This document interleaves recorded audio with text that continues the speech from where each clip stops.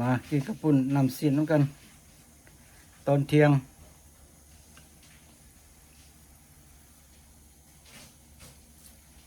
มีเครื่องในกระปุ่นเครื่องในเนาะกระปุ่นนำซีนเครื่องในมีตับมีพุงมีใส่น้ำกันซีมเบิ้ง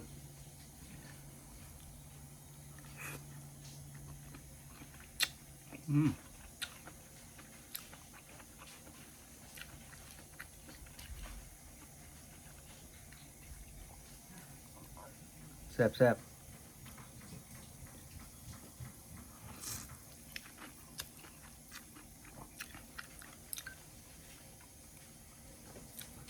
ตำเบอร์เผ็ด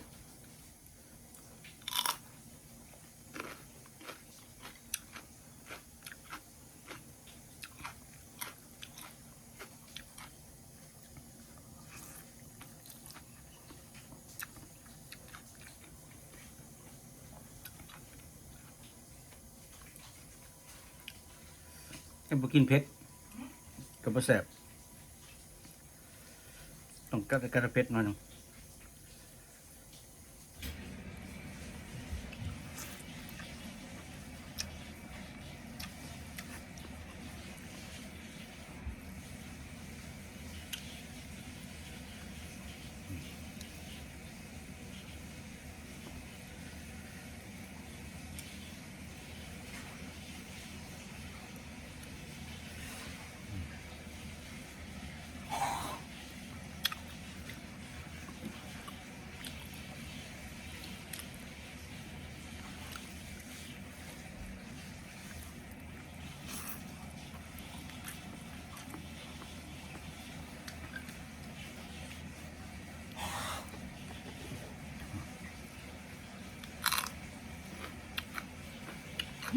เฮ้ย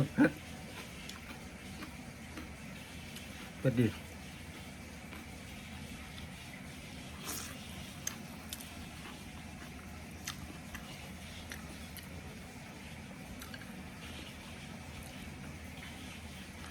เพื่อนครับน้ำซุปแซ่บ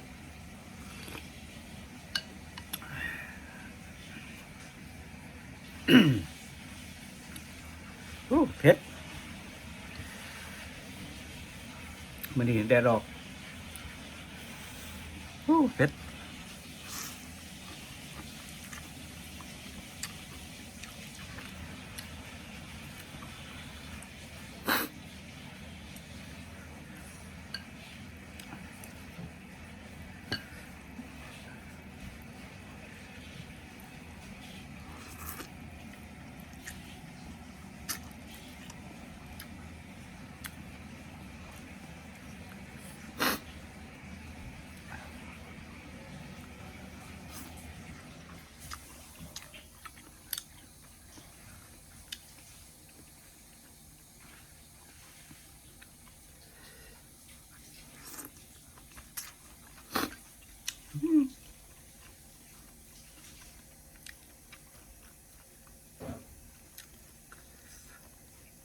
เผ็ดไก่ปลาเผ็ดหน่วยหนึ่งจ่าไปเลยคือหมกน้อยกันปลาเผ็ดกับปลาแสบเนาะ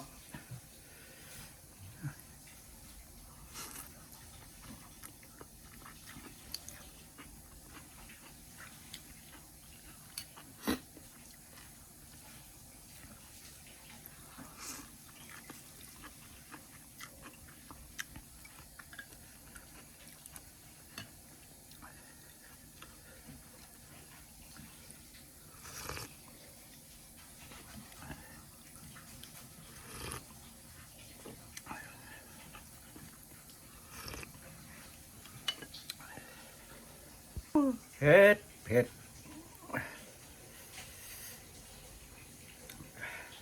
เผ็ดจนน้ำตาไหลเลย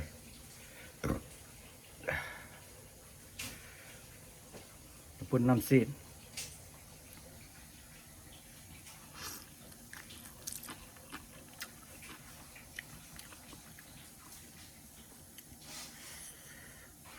พ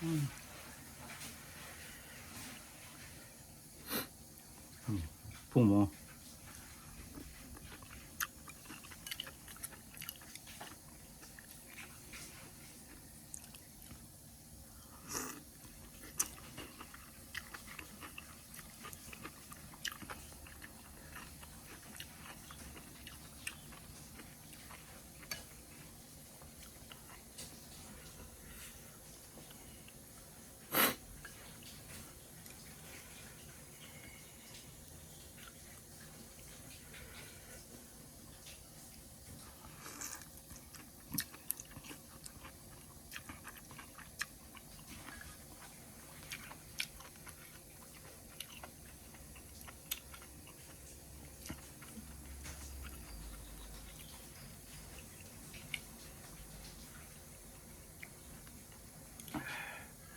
เผ็ดเผ็ด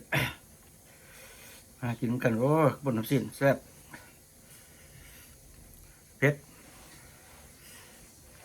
มีอากาศก็ดีดีแดดออกคือว่าเหงื่อออกเด้อ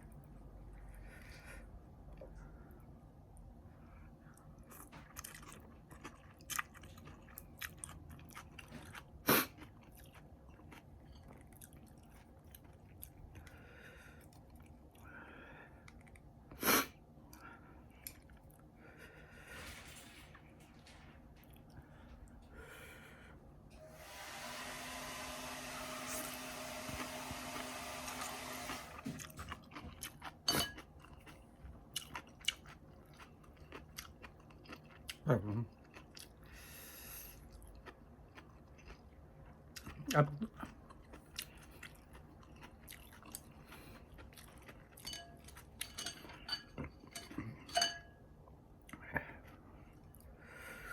เผ็ด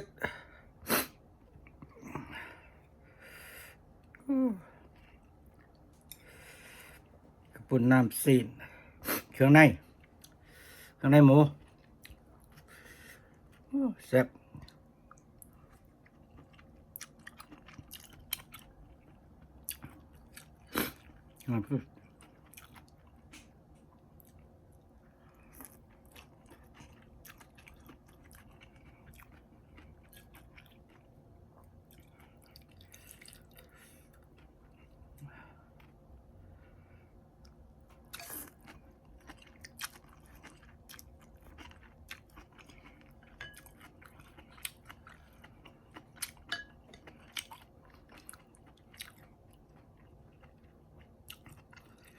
เนื้อสัตว์เลยเผ็ดต้องหอน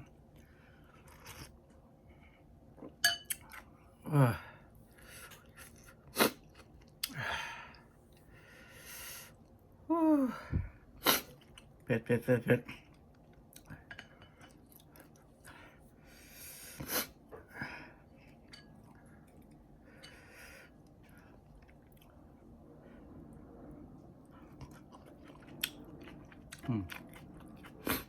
ื่องให้หมู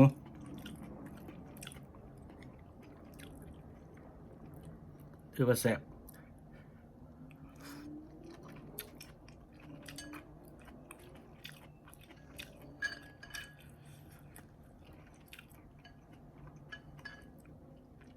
กัดพริกกันหน่อยหนึ่งอู้น้ำตาแตกเลย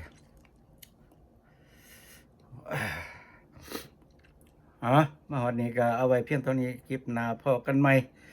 ในการกินอาหารเที่ยงกับปุ่นน้ำซีนแซ่บแซ่บแซ่บไปตามเคย คือกระปุ่นน้ำซีนเนาะเป็นอาหารเที่ยง